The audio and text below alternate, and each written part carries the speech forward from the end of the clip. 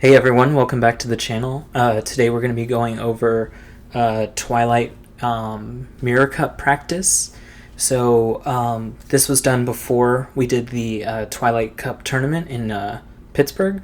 Because I hadn't really done any Twilight before, I really needed a lot of practice. So I asked everyone in my friends list and Go Stadium Discord, can I get some games in? Every time anyone had any free time, I'd ask them to help me out. So this is going to be 2 best of 5s that I did with BenniFly. Alright, so first thing you might notice if you have seen the Mirror Cup weighted cup that I played in is that my team is different in this one. I had Golbat instead of Venomoth. And really, as my practice went on, I kept changing who I had on this team. I mean, that's what practice is for, right? You really want to figure out what kind of play styles you like playing in, which Pokemon are actually really good in the cup, and all of that. So let's look at the match here. So he started with Sableye, and I started with Golbat, and at this point, Toxicroak and Skuntank have been fainted.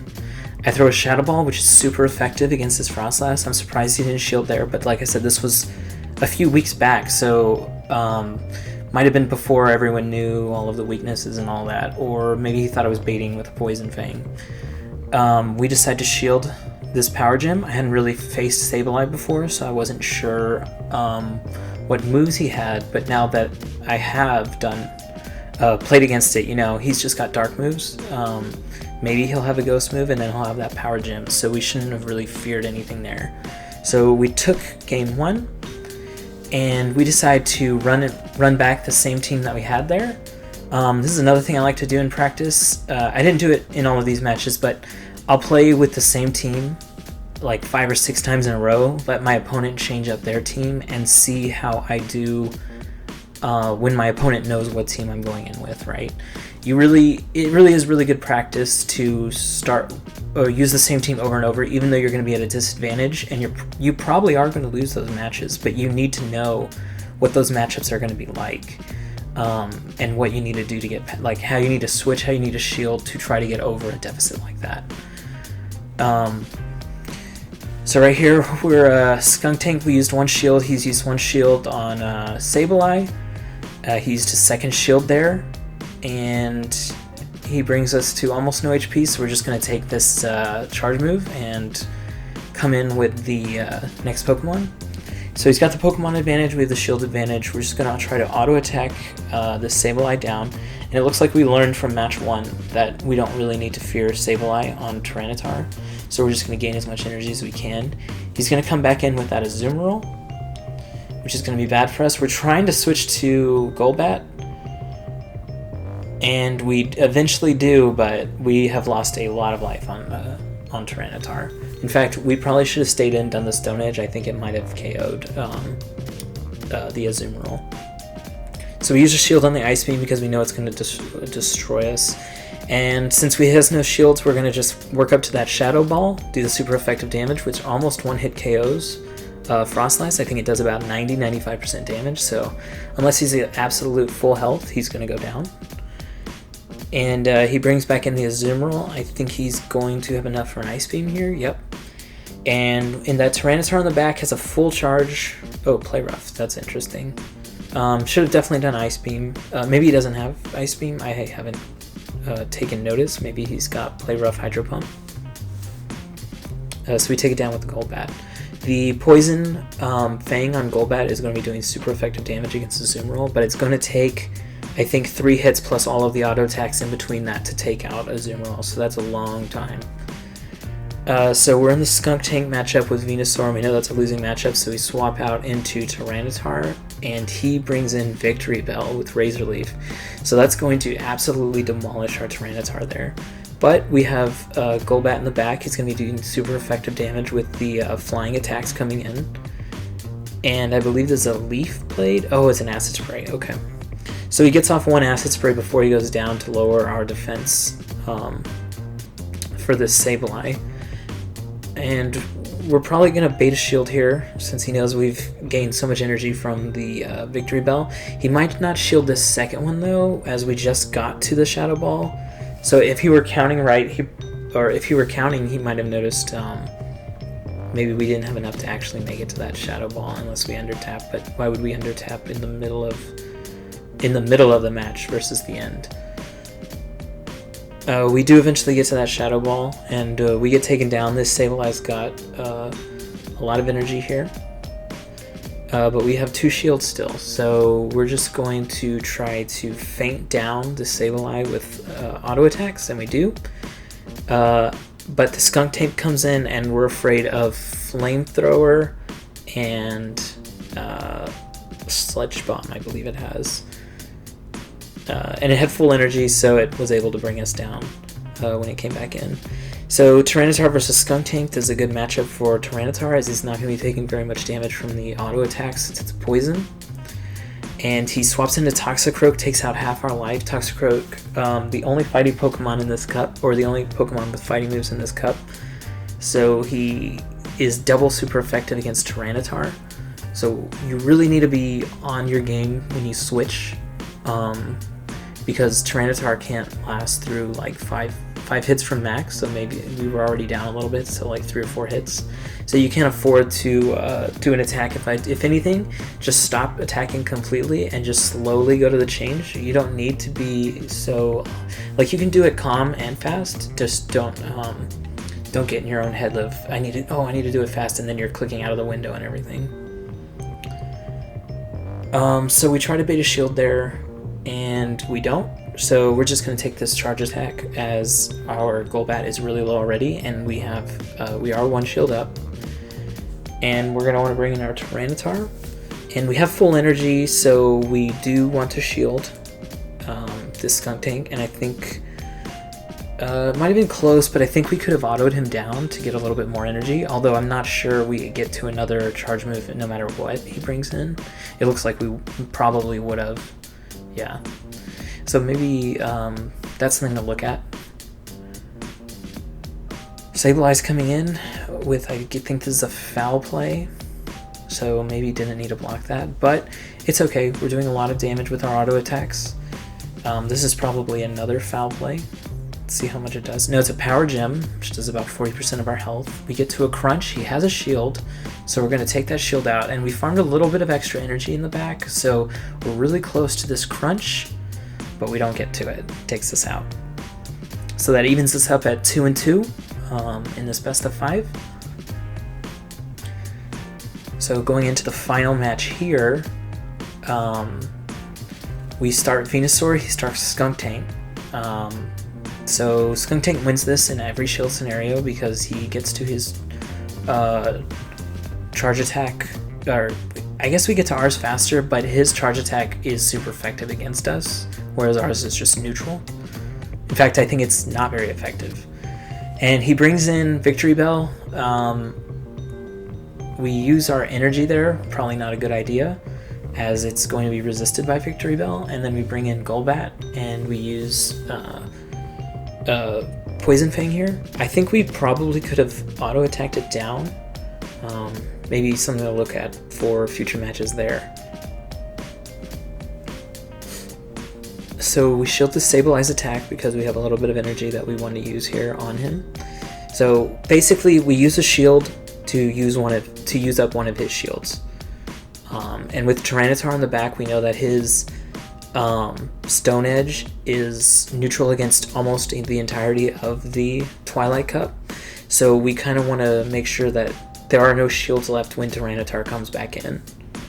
Although I will say I think Tyranitar has good matchups against everything he has left, the Skunk Tank and the Sableye. We are able to get to the Shadow Ball there, so I think this will feint the Sableye, and we'll come in against this Skunk Tank. Oh, we have the Venusaur left too, so yeah, we're really far ahead here. None of the moves are going to really do that much damage to Tyranitar, so yeah, we're good here. We're just going to auto-attack it down. So we take that first best of 5. If you notice the teams on the bottom, he's going to, a few hours later, I think we played another best of 5 here. and he actually changed up his team. I still was using this team because I was pretty sure this was going to be the team I was going to bring. I had been practicing this team for probably 4 or 5 days at this point. So he starts with Sableye against our Tyranitar. This is a good matchup for us. We're gonna be doing a lot of neutral damage.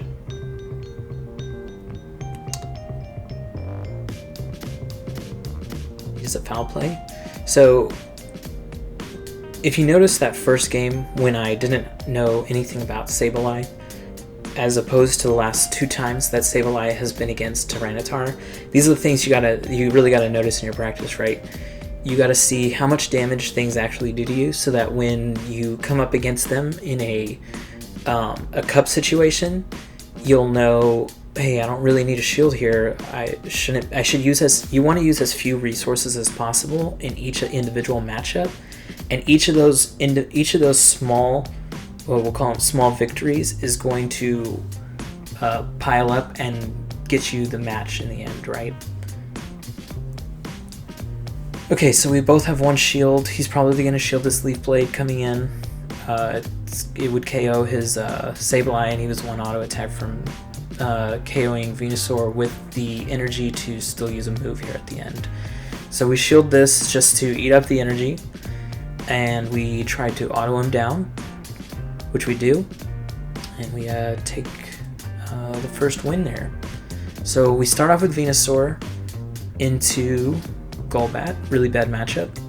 Another thing I learned after all of this practice is you really don't want to lead Venusaur, but it also doesn't feel great to bring Venusaur in from the bench as well. So I found that the only time you really want Venusaur in Twilight Cup is against the water Pokemon, Tentacruel, Quillfish, and Azumarill. He can win the 2 shield versus Toxicroak, but pretty much against everything else, and he can win the 0 shield or any even shield scenarios against Tyranitar, I believe. Actually, I have to check that out. I know he wins the 0 shield, but the Smackdowns might be doing so much damage that he might be going down. Someone let me know if you know that off the top of your head, but I'll look that up after this video. So he's up 1 shield here, and we have Golbat in against his Skuntank. And we're trying to get that Shadow Ball off, but he does block it. So now we're at we're at parity on shields, and he uses a charge attack here. I think he's thinking that we're really close to a charge attack. Otherwise, I don't think he would use it there normally. Although it looks like he had a ton of energy anyways. So we're taking the Sludge Bomb right to the face with Venusaur, and at this point I think the only way I can win is if I actually had just autoed it down, because we know that Golbat's in the back and we're going to need the charge move versus him. Yeah, it wouldn't have mattered anyways. Golbat's near full health and had enough energy for a Poison Fang. So he takes game 2.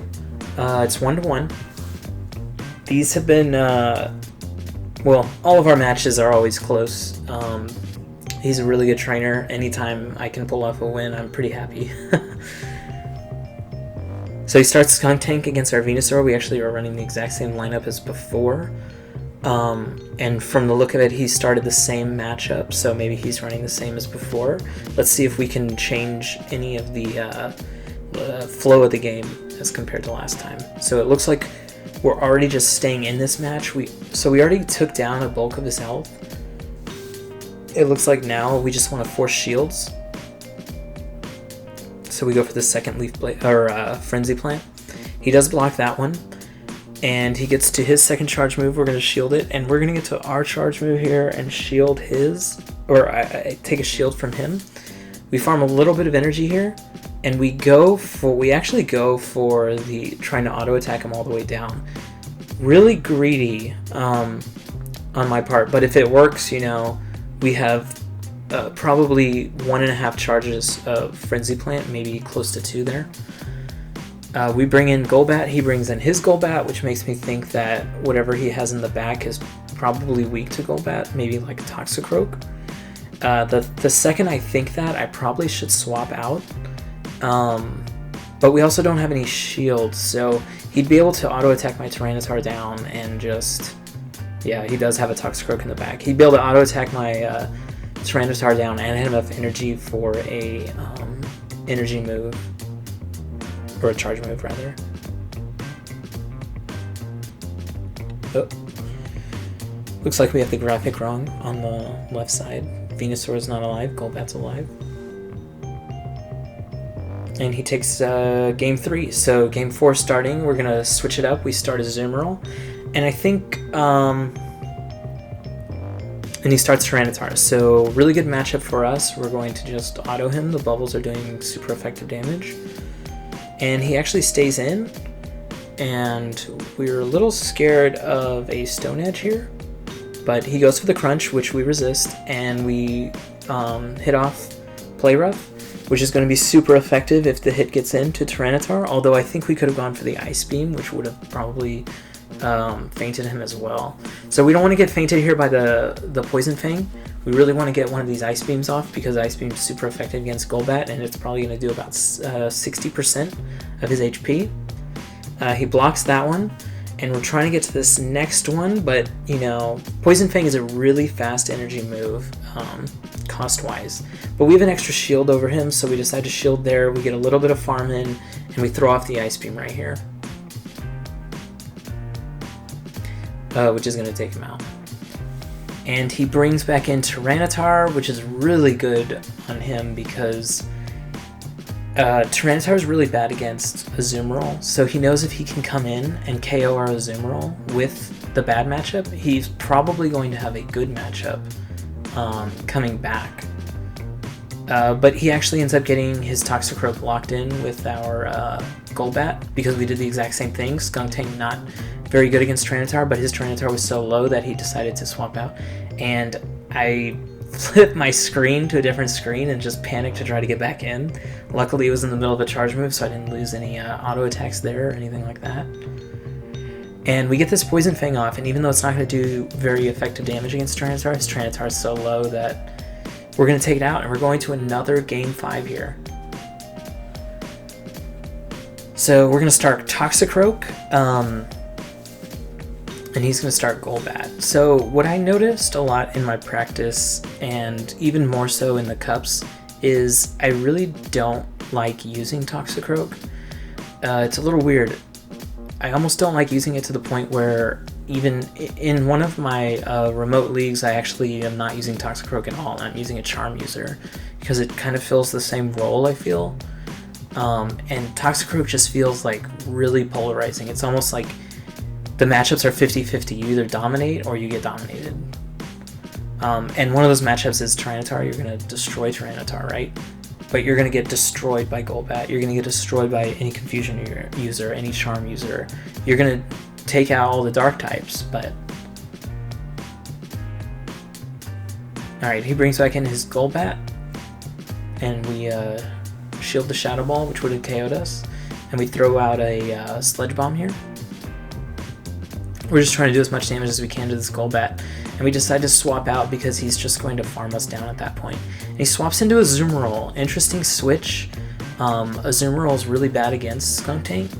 I think that maybe he's swapped here just to do as much damage as possible to our Skuntank, while having his Toxicroak stay in the back. Or, I'm sorry, his Golbat stay in the back, because Golbat's going to be really good against Toxicroak. I think that's the reasoning.